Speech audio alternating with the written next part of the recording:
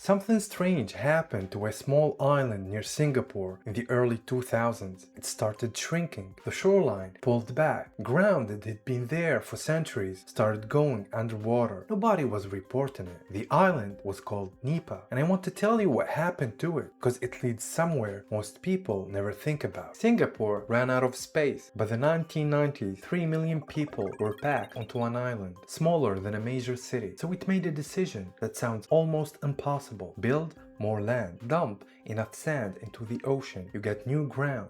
Changi Airport sits on it. The financial district, entire neighborhoods that didn't exist 4 years ago. A 2019 UNEP report found Singapore brought in over 500 million tons of sand in 20 years, more than every beach in Germany and France combined. So where was it all coming from? Here's something that stopped me when I looked into this. Sand is not all the same. Desert sand, which covers most of the world, is useless for building. Wind pushes each grain for thousands of years, rounding it smooth. Smooth grains don't bond under pressure. You mix them into concrete and it fails. What works is angular sand, grains with edges that grip each other. That kind comes from rivers and seabeds, where water shapes the grains instead of wind. Even the Burj Khalifa, tallest building on earth, surrounded by desert, required especially processed materials and high-spec aggregates, because local desert sand couldn't meet the structural specs. All that sand around it, none of it usable. Singapore needed the same thing, and it was sitting on the ocean floor across its borders. Malaysia started selling it, then Indonesia, Vietnam, Cambodia. For a while it worked, then the neighbors started saying no. Malaysia banned sand exports in 1997, Indonesia progressively through the 2000s, Vietnam in 2009, Cambodia after that. 4 countries, 4 bans in a row. On paper, the trade was dead. Then I found something that didn't add up. Between 2009 and 2016, right during Vietnam's official ban, Singapore's own trade records show $756 million worth of Vietnamese sand coming in. Vietnam's records for the same period show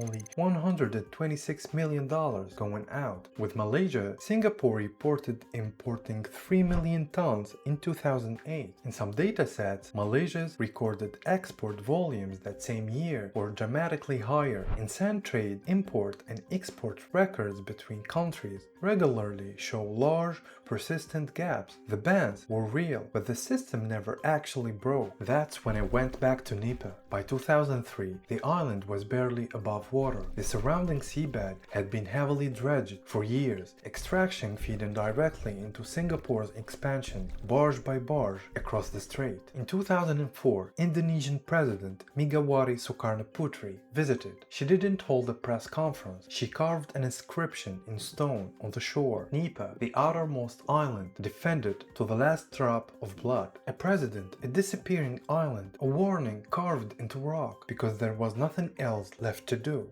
And still, the dredging didn't stop. It hasn't stopped since. That inscription is still there, so is the island barely. Nipa wasn't alone. Across Indonesia's Riau archipelago, numerous islands were heavily eroded by the same extraction in the same year. One country building, others going under. When something becomes this valuable and this ungoverned, something else moves in.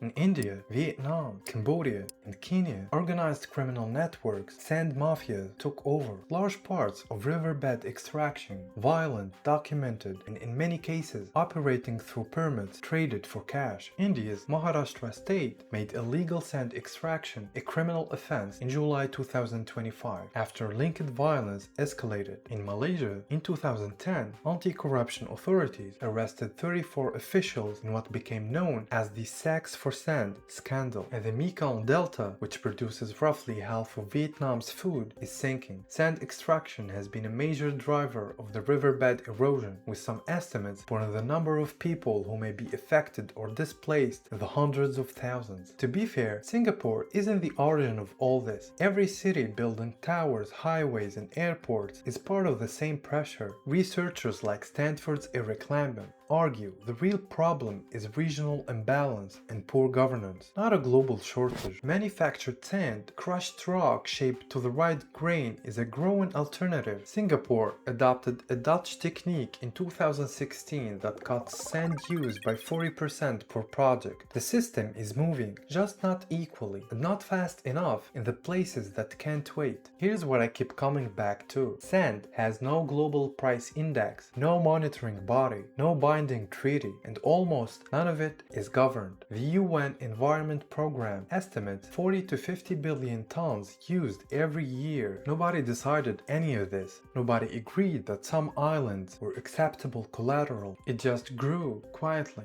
below the surface until the president was standing on a disappearing island with nothing left but a stone. We never run out of sand. We just stopped noticing where the world was disappearing.